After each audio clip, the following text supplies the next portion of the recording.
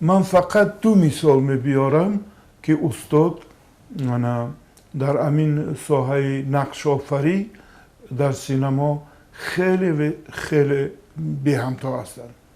نقش یکم در صبح نخست جوانی که دولت خدانظرف به نوار گرفت. انا گپ درباره ابراز عزیز خان می رود. میدانید مثلا وی واقعا دشمن ساختار شوروی بود و اختلاف سخت داشت، اختلاف ایدئولوژی داشت.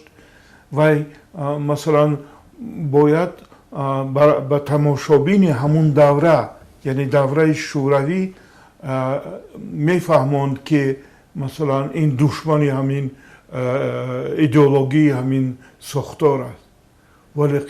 ولیکن یکمین بار در تاریخ سینمای تاجیک همین دشمن ایدئولوژی شوروی به نظرم همچون انسان یک شخصیت پیشنهاد شد.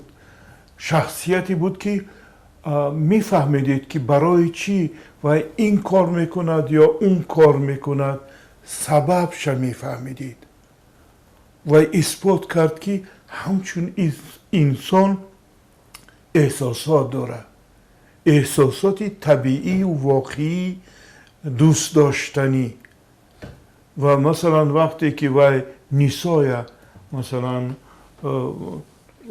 مناسبتش اظهار میکند، میگوید که این مرد سزاوار احترام و پذیرایش است. بسیار عمیق و بسیار رنگین بازی کردگی از این نقش را. مثال دیگر، خب اصلا ما عطا اکای همچون